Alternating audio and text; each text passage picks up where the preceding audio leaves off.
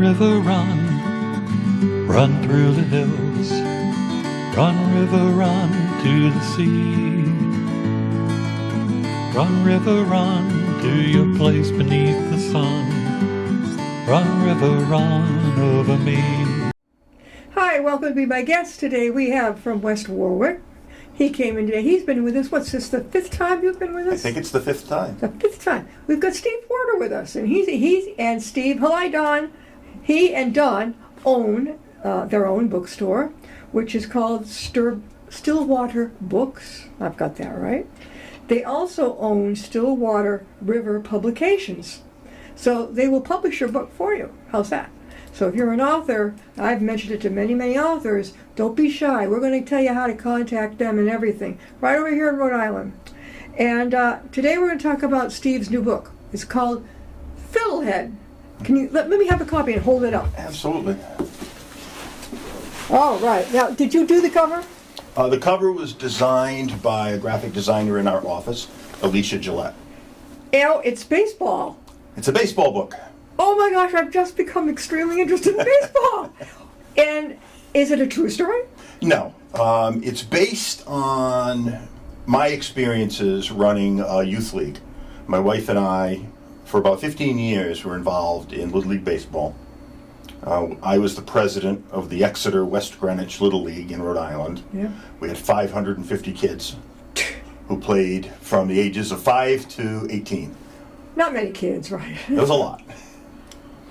So over 15 years, you collect a lot of interesting little stories, like compiled them into this novel, which is designed for boys, mostly, ages maybe... I'm going to be into it. Are you kidding me? 10 to 13. Hey, what do you think about the new coach for the Patriots? Or no, is it the Sox? Or Well, it's the Patriots just named their new Their head new coach. one, yeah. Let's hope that this guy wakes up. Gee, they did terrible. This is the back of the book. It's adorable. I'd like to read a little bit from it. All Nate ever wanted was to be a champion, but stuck in the minor leagues with the lousy players. His most immediate concern was to not be killed by the bad pitching. Then out of nowhere, he's called up and asked to play for the best team in the majors. The majors? With minimal baseball talent and a humiliating nickname, did he even have a chance to succeed playing with the best athletes in Roper Falls?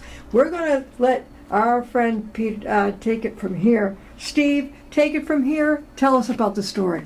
Absolutely. Well, poor Fiddlehead gets his name from a lousy coach who gave bad nicknames to everyone on the team. Yeah. So he had Meathead and Chowderhead and Fiddlehead, which is the only nickname that stuck. Yeah. And our hero here, Nate, just can't shake it. And he wants to be a champion. And out of sheer luck, he is called up to a major league team, the best team that there is, where now he's the worst player. On a major league like the NFL. Right, up to the Major League Baseball. I haven't called read up this to the yet, majors. so okay. And it's really his story, like he told in his voice. Yeah. About the season. Hopefully, they'll end in a championship for him. It is, don't tell us the ending, obviously. Is it a surprise ending? Oh, it is. It is, but the story is based on my experience and my wife's, Dawn's experience, as we ran the league for 15 years, and the parents that we met. How many children do you have? We have 2 kids. 2 boys? A boy and a girl. And was she interested in sports? Yes, she was a very good softball player. She was a pitcher. And what your son was into? Obviously baseball. And My son played baseball, yeah. Yes, he did. 2 who were into baseball. Yeah, they both played, and we coached and ran the league, and my wife ran the snack shed. So we had all these little stories of these things that happened to us over the years. He was 11 years old when he started. Okay, it starts with him being 11. Yep, he's 11. He's about to get killed by this terrible pitcher in the minor leagues, and he is surprisingly called up to the big leagues so he could play for the best team in the game. And he did terrible. Well, he's not a good player. Did they take him off? But he's got a great coach, and the kids on the team are become friends. The guys. Now, this isn't the typical kind of baseball book, where it's more about the parents and the people around him. the coaches that cheat, the parents that steal. There's all different kinds of parents that get involved. Parents who steal? Oh, sure. What? Well, anything. I mean, the parents that are always looking for an advantage for their kid to get ahead. Wow. And it's more about the parents. Yeah. And the town and how they react to league. Oh, When you have a child and you wanted to play sports, I'm gonna love this. Yeah. you know, you think you're giving them a safe place. Yeah. You're gonna forget everything, all the horrible things that happen in the world, and give them this nice safe place to play. But in reality, you can't separate the world from the kids. So he starts off at 11, and at what age does he quit? Oh, it's just one season. It's like a diary of one season. And an agent, you can tell us, an agent saw him? Well, a coach saw him playing in the minors and decided he could be a help. Have you been over to Worcester's, what are they called? Woo Sox? The Woo Sox? No, I never have. I haven't yet. I mean, I used to go to the old Paw Sox, Kentucky Red Sox Stadium all the time. And now, since they moved. wasn't the Paw Sox changed to the Worcester Woo Sox? Right. Mm-hmm. Huh. I haven't been there. It's right near Holy Cross College. It's right near. Did you play baseball when you were a kid? I did. I played a lot of baseball. I played right up through college. You did. And where'd you go to college? At URI. URI. What'd you major in, Peter? Well, my major at URI was English and history, and I only played baseball for about a little bit. Minute, just a little bit. We are talking with Steve Porter, and he and Don own a bookstore in West Warwick. In West Warwick, and it's called Stillwater Books. You can go in there, books of all kinds, right? Yep, new and used, a little bit of everything. And then I think quite a few authors who have been on this show through the years probably have a couple books there. No doubt, yeah. We've also published for 800. We've published 800 books for over 400 authors in the last 12 years. If an author who's watching, they're all over New England and beyond. They've been on. They're interested. Great time. How can people reach you? Best place is just to go to our website, www.stillwaterpress.com, and just send us an email, info@stillwaterpress.com. And you both. Get back to you right away. You both own Stillwater River Publications. Mm-hmm. And of course, when you're talking about his new book, I didn't know you wrote it. Fiddlehead, you finished it. When did you finish that? I finished it maybe about a year ago, and we released it this past spring, just as the baseball season was taking off.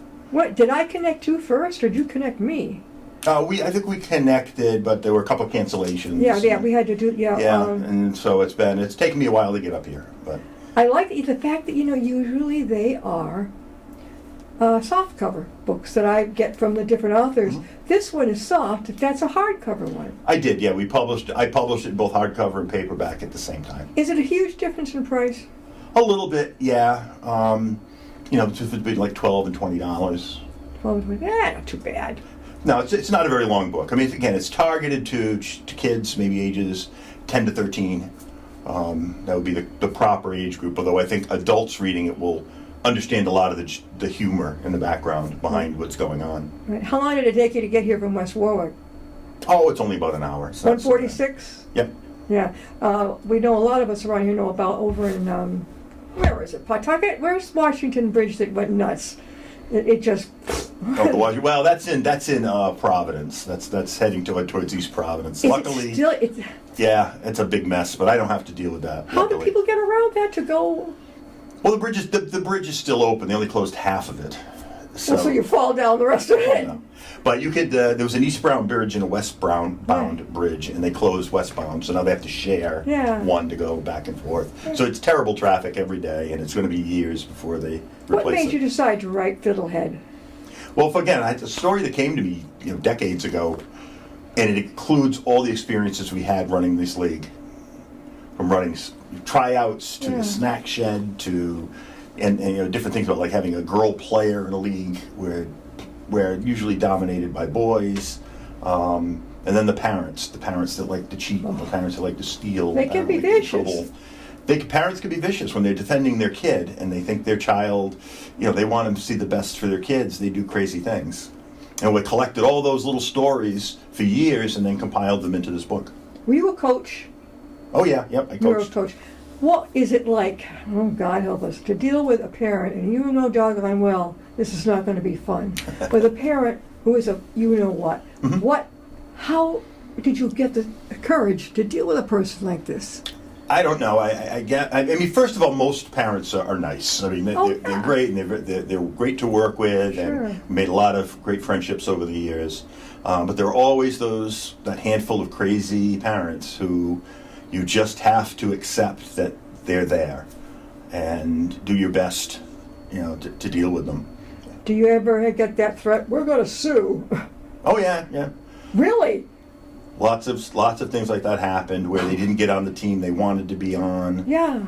And they would do everything in their power to get their kid moved from one team to the other team because they thought they were somehow being treated unfairly. How far did you guys go? What school was it? Was it mainly a school, or was it just a team? I mean, it was just a league. It was a town league in West Warwick. Yeah, it was in Exeter, West Greenwich. How far did you go with the kids for games?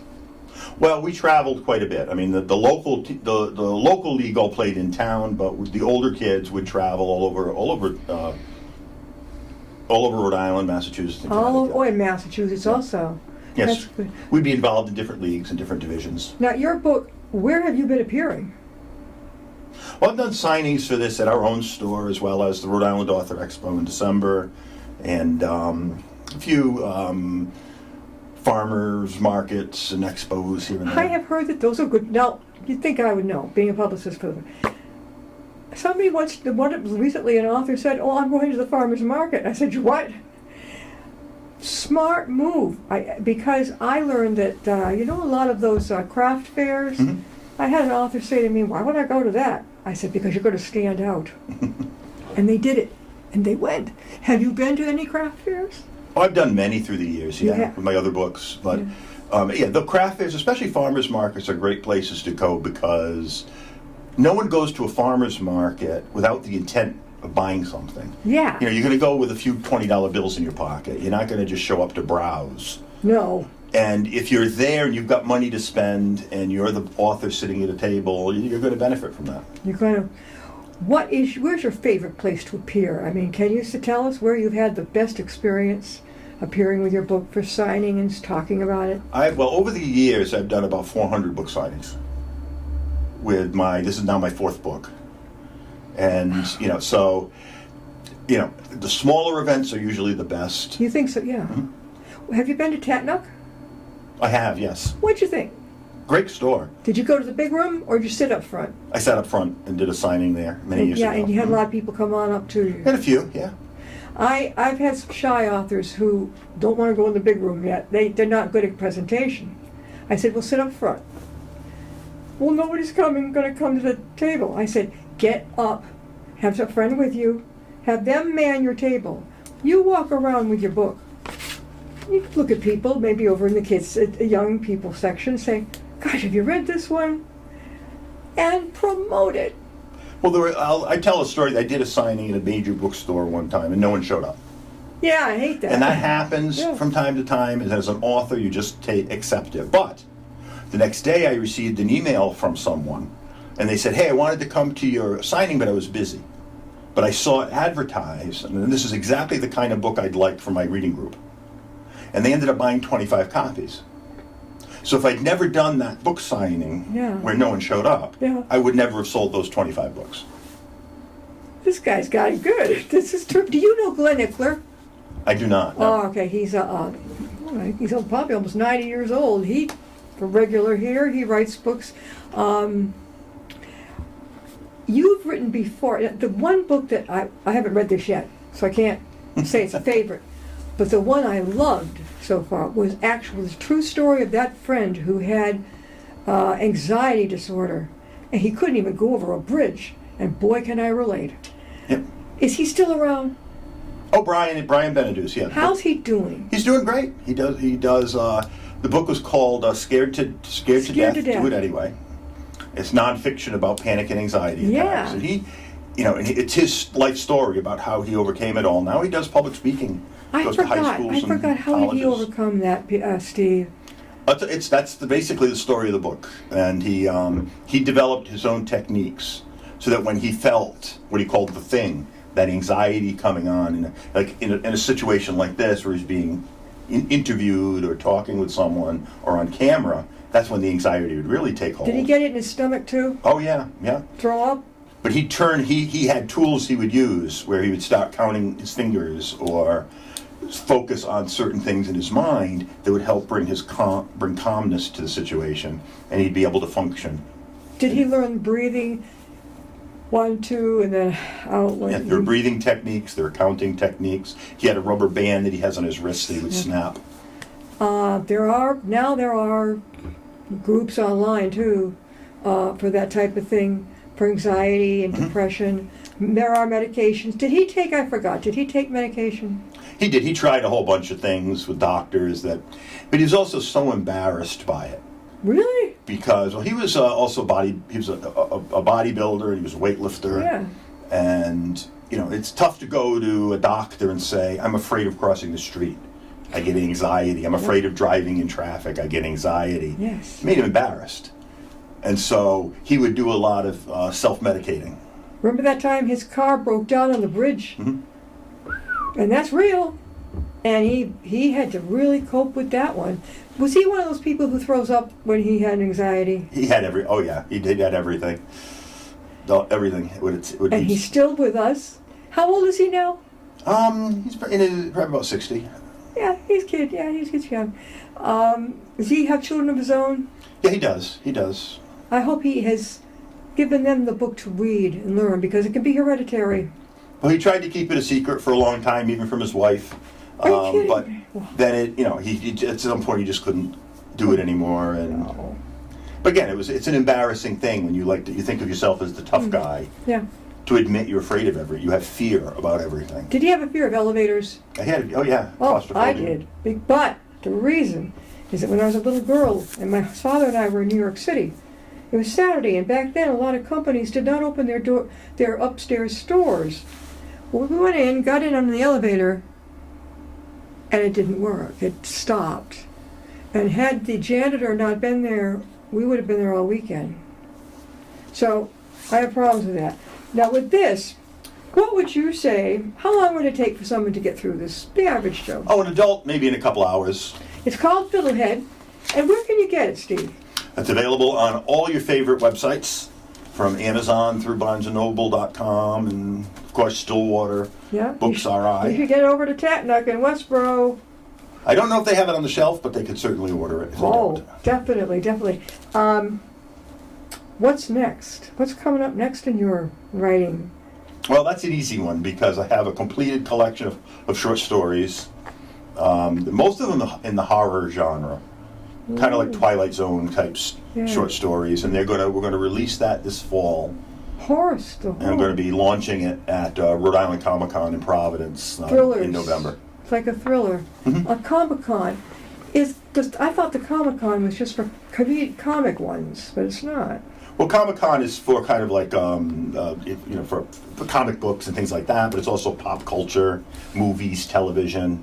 So a book like this fits right in with that crowd. So this will be the one you got coming up on the series. How many? Or is it a series or just? It's a single book with about 20 short stories.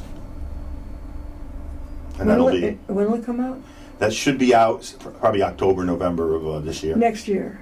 This year, yeah. 2025. You gotta let me know, because I love that kind of stuff. Oh yes, there's some good stuff in there. Have you ever been up to, where is it in Vermont? Oh, that horror writer, thriller. What's his name? Oh, he writes a lot of that stuff. A lot of thrillers, and he's very famous. Is it Maine, Vermont? Well, Maine is obviously Stephen King's home. Yes! Stephen King. I saw a show one time where the host actually went up and stood outside and looked at it's a mansion. Oh, his home, yeah. It's got a very gothic place up there. It's a mansion. Yeah. How old are your kids now? 30 and 27. Oh, so you've got 2 millennials. Yeah, they're... Same here. Yeah. Oh yeah, they're a breed. Are you a boomer or an Xer?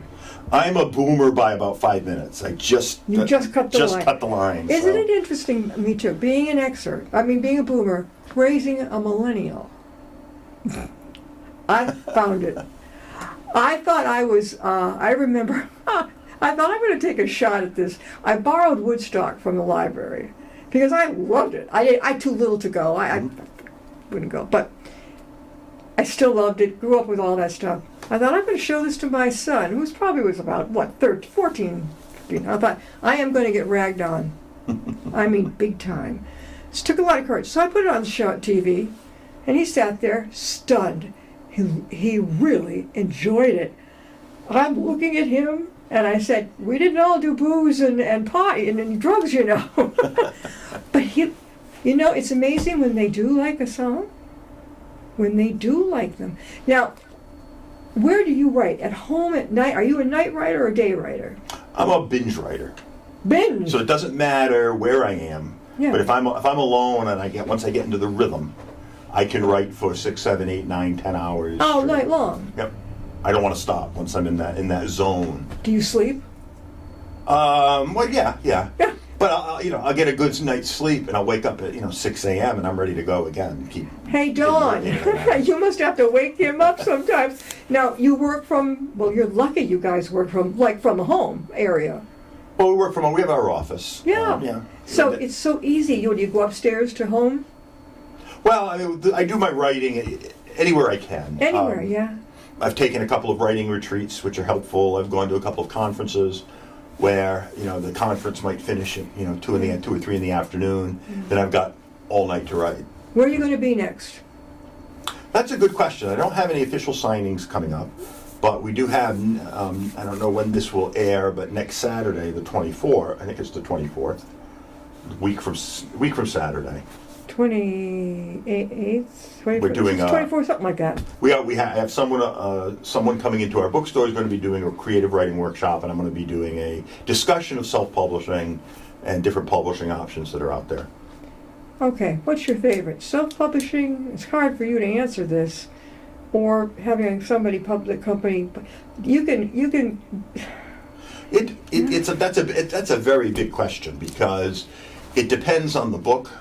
You have to accept as a writer that the publishing industry, the big five, the big publishers, they're in it they need a guarantee from you, if you're going to write a book, that you're going to sell 20,000 copies. Baloney. Now, can you guarantee that? Well, if your last name is Trump or Obama or Clinton or Kardashian, then you can guarantee it. It's easy. Did you self-publish yours? Well, we're a publisher ourselves, yeah, of course. I tell my authors, I say, look, you're starting out or you're new, go with self-publishing. See how it goes. See if people like it.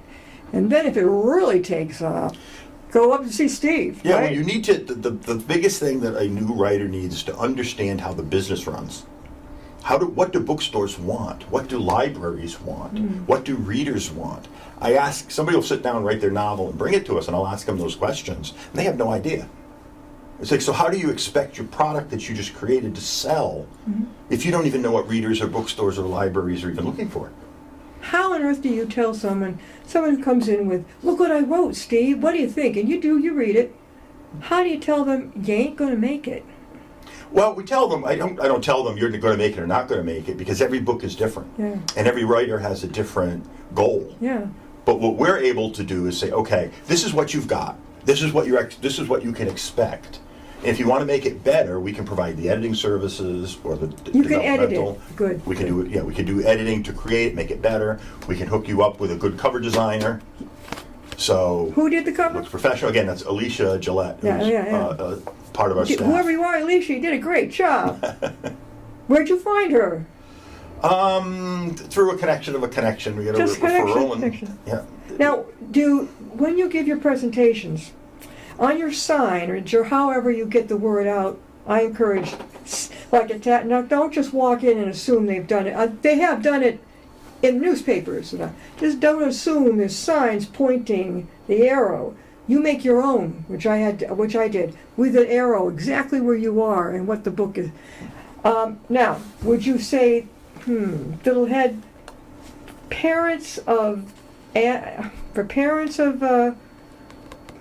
how would you put your sign to get their attention? To come see you in the store? If they come over to my table, I've got a special tablecloth made and signage and posters. Yeah. So we've got a nice display. You've so got if I'm it. set up somewhere, you're not going to miss us. No. So, and if you're interested in local books, we've got, obviously I've written 4 now, so soon to be 5, and lots of different things to So interest that's you. October. We're waiting. We'll be ready. You got those. How many pages, how many chapters are the scary one story? About 20 stories, so about 20 chapters.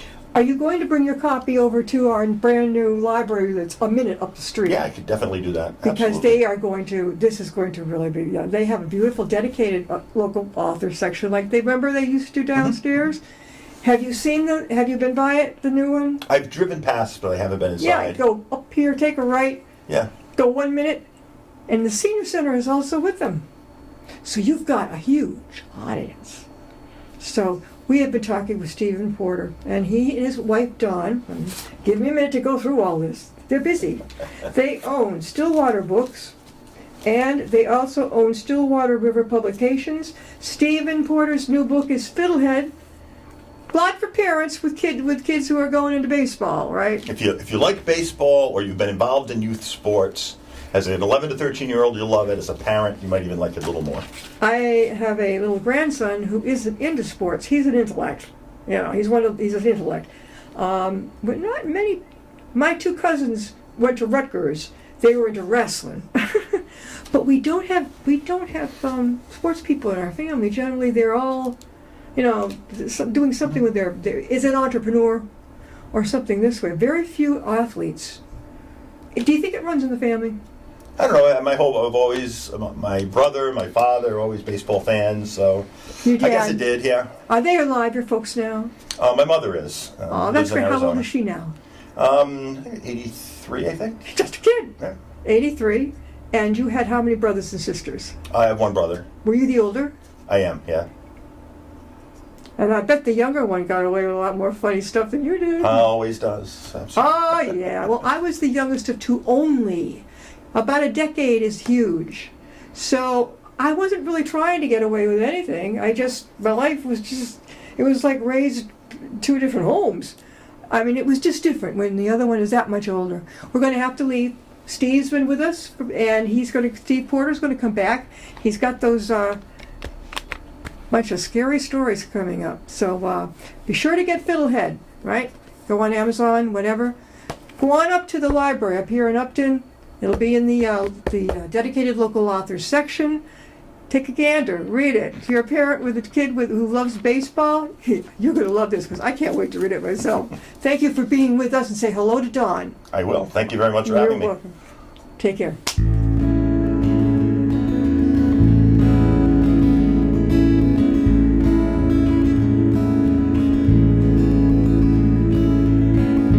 Riding on a shooting star,